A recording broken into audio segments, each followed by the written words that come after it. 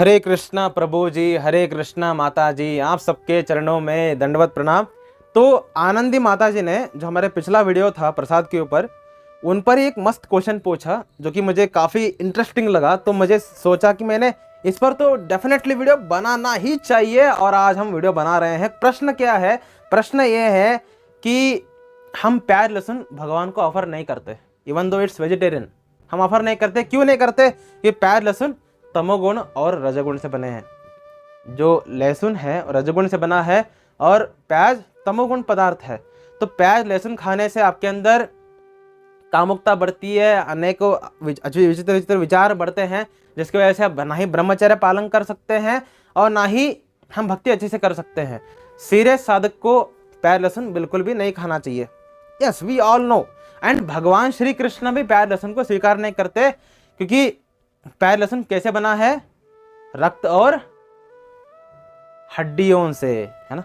तो क्योंकि नॉनवेज है इसलिए भगवान उसको स्वीकार नहीं करते, और क्योंकि वो प्याज लहसुन रजोगुण और तमोगुण पदार्थ है इसलिए भी भगवान स्वीकार नहीं करते। Very good. हमको भगवान को हमेशा सात्विक भोजन ही ऑफर करना चाहिए।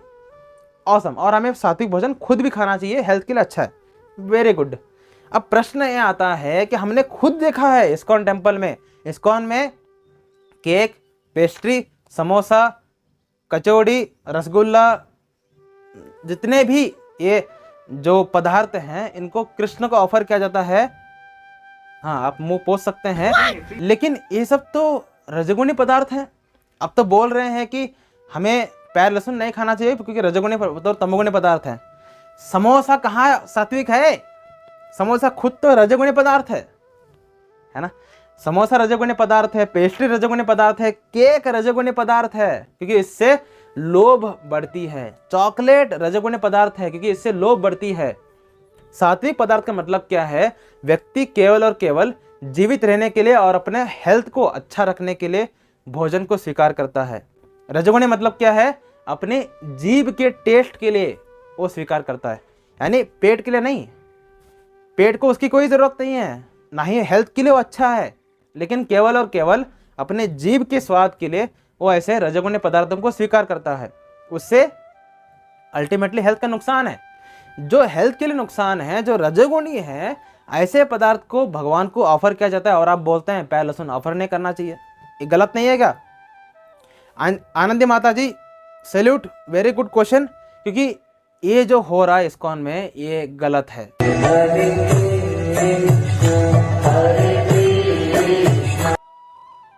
Yes, you heard right. हमें भगवान को कोई भी रजोगुणी पदार्थ ऑफर नहीं करना चाहिए, क्योंकि रजोगुणी पदार्थ को ऑफर करने का मतलब क्या है? आप एज मदर खुद को सोचो, मैं एक मदर हूँ। आप आनंदी माता जी, आप मुझे पता है आप 11 साल के हैं, लेकिन कल्पना करो कि आप मदर हैं और आपका बच्चा है। अब आप अपने बच्चे को कैसे केयर करोगे? कैसे केयर करोगे कि उसका हेल्थ अच्छा रहे, वो माइंड से शार्प बने? तो उसको आप बादाम खिलाओगे, सात्विक वस्तु खिलाओगे, है ना। तो क्योंकि आपका प्रेम है अपने बच्चे से, तो आप बच्चे को अनावश्यक चीज़ें नहीं खिलाते। लेकिन कभी कभी महीने में एक बार, 6 महीने में एक बार उसकी इच्छा को पूर्ति करने के लिए आप उसको समोसा भी खिला देते हैं, ठीक है। लेकिन आपको पता है समोसा अच्छा नहीं है ना। तो सिमिलरली हम भगवान से प्रेम करते हैं, तो हमें भगवान को अगर हम ऐसे चीज़ें ऑफर कर रहे हैं जो कि हेल्थ के लिए अल्टीमेटली नुकसानदायक है हमारे लिए और उनके लिए भी, तो हमें ऐसी चीज़ों को ऑफर नहीं करना चाहिए। तो इस्कॉन में ऐसा ऑफर क्यों हुआ जा रहा है? क्योंकि ऑडियंस जो उनके आ रही है इस्कॉन में वो लल्लू लाल है। इस्कॉन जानबूझ करके ऐसे चीज़ों को भगवान को ऑफर करते हैं जो कि रजोगुणी है, जो को ऑफर नहीं होना चाहिए, लेकिन फिर भी ऑफर क्यों कर रहे हैं? क्योंकि जो ऑडियंस आ रही है, यानी जो भक्तगण, जो प्रजा आ रही है इस्कॉन टेम्पल में, वो सारे सात्विक नहीं हैं। सोचिए, अगर इस्कॉन टेम्पल में केवल और केवल सात्विक भोजन ही मिलता, शॉप में सात्विक आहार, सात्विक स्वीट्स इतना ही मिलते, तो अनेकों लोग आते, यार इस्कॉन में आपको तो अच्छा मिलता ही नहीं है। क्योंकि जो रजोगुणी लोग हैं, जो तमोगुणी लोग हैं, उनको सात्विक चीज़ें देखते ही उनको मन भर जाता है उनका। सात्विक चीज़ें उनको खाने के मन भी नहीं करती। जैसे इस्कॉन शॉप में फ्रूट सलाद भी बेच सकते हैं, लेकिन बेचते नहीं हैं, क्योंकि जो लोग हैं वो खुद रजोगुणी और तमोगुणी हैं। लोग क्योंकि रजोगुणी तमोगुणी हैं तो वो खाएंगे ही नहीं, तो प्रसाद इनको मिलेगा कैसे? अगर ये लोग वेजिटेरियन सात्विक आहार खाएंगे नहीं तो इनको मिलेगा कैसे प्रसाद? तो उनको प्रसाद देने के लिए वो क्या करते हैं, रजोगुणी वस्तु को भी भगवान को ऑफर करते हैं, एक कारण। दूसरा कारण क्या है कि वो रजोगुणी पदार्थ को जो ऑफर कर रहे हैं, क्या उसको भगवान स्वीकार कर रहे हैं? नहीं करते, एब्सोल्युटली नहीं करते। अरे भाई नहीं करते सच में। अगर आप रजोगुणी पदार्थ को भगवान को ऑफर करते हैं, भगवान उसको स्वीकार ही नहीं करते। बस उस पर जो तुलसी मैया है उनको स्वीकार करते हैं, बाकी सब कुछ ऐसा ही रहता है। तो आप जो इस्कॉन टेम्पल में जा करके रजोगुणी पदार्थ खा रहे हैं, सर कुछ फायदा नहीं हो रहा आपका। बस आप रजोगुणी पदार्थ खा रहे हैं, दैट्स इट। भक्ति के लिए कुछ फायदेमंद नहीं है। तो ऐसा क्यों है? इवन तो जानते हैं कि ये भक्ति के लिए फायदेमंद नहीं है, फिर भी वो रजोगुणी पदार्थ को ऑफर क्यों कर रहे हैं भगवान को? क्योंकि उनको सस्टेन भी करना है, उनको इस्कॉन को चलाना है, और इस्कॉन चलेगा तो अनेकों उनको सस्टेनेटिव के लिए कुछ तो करना पड़ेगा। तो क्या कर रहे हैं? बुक्स बेच रहे हैं, स्वीट शॉप है, अनेकों शॉप हैं, खाने का शॉप है, गोविंदाज। ये सब क्यों है? सस्टेन करने के लिए। क्योंकि अगर आप केवल दान धर्म पे जी रहे हैं, दान पर ही जिएंगे, कितना आएगा दान? मैं केवल दान पे जीऊंगा, कितना आएगा दान? दान पर टोटल डिपेंडेंसी नहीं हो सकता। इसलिए इस्कॉन क्या कर रहा है, ऐसे छोटे छोटे बिजनेस को खोलता है ताकि उस बिजनेस से भी रेवेन्यू मिल सके, ताकि और हम प्रसाद डिस्ट्रीब्यूशन करें और बुक डिस्ट्रीब्यूट करें।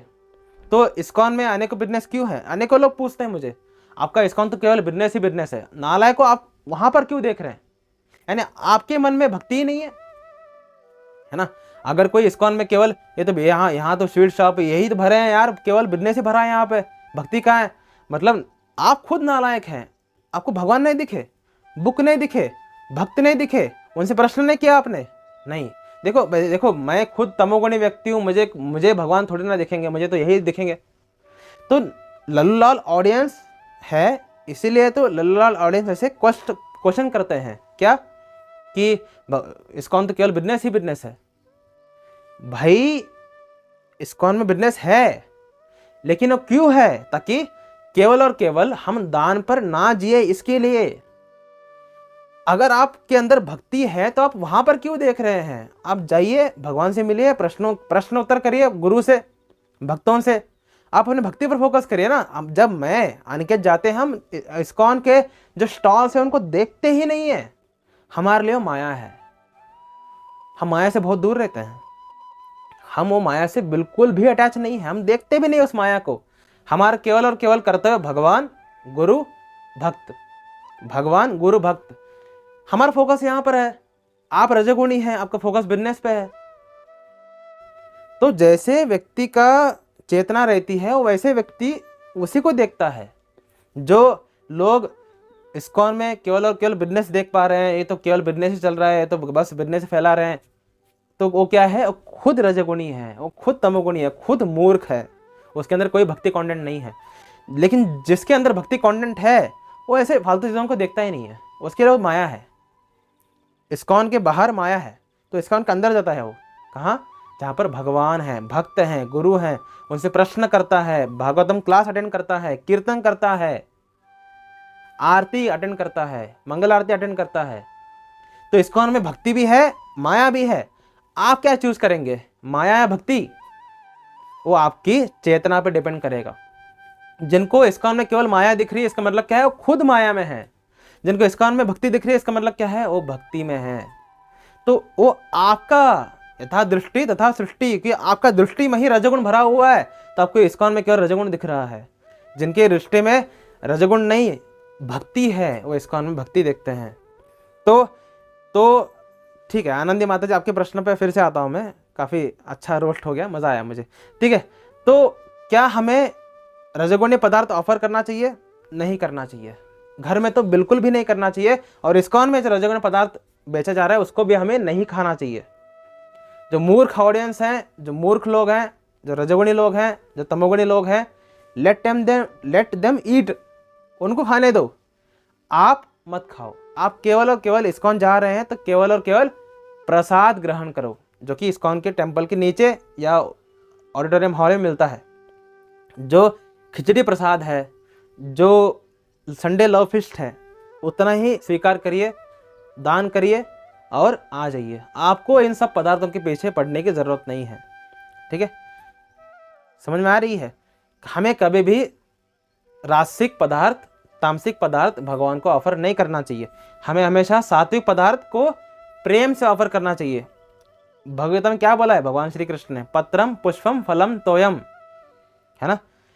पत्र पुष्प फलम तोय, ये सारे सात्विक पदार्थ हैं। कैसे ऑफर करना है?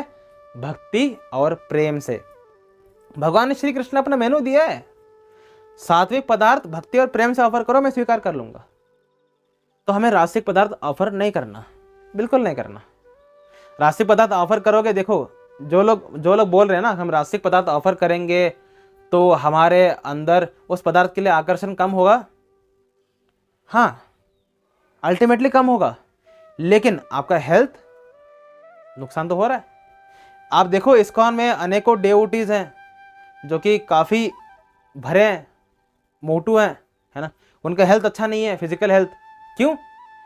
क्योंकि जो गृहस्थ डेवोटीज हैं कुछ भी खाते हैं, कुछ भी खाते हैं। अपने इस शरीर को, अरे मैं तो आत्मा हूं, मुझे शरीर का ध्यान देने की जरूरत क्या है? तो जो आए खा रहे हैं। तो देखो हमें ना ही रजोगुणी पदार्थ को ऑफर करना चाहिए और ना ही रजोगुणी पदार्थ को खाना चाहिए। अगर आप इस शरीर को टेम्पल मानते हैं तो इस शरीर का केयर करना आपकी जिम्मेदारी है। महीने में एक बार, 6 महीने में एक बार, 1 साल में एक बार एक समोसा खा लिया, एक पेस्ट्री खा लिया, अलग बात है, क्योंकि जीव तो बच्चा है जी, इसलिए। लेकिन अगर आप इसको रेगुलरली खा रहे हैं तो आप अल्टीमेटली अपना खुद का नुकसान कर रहे हैं।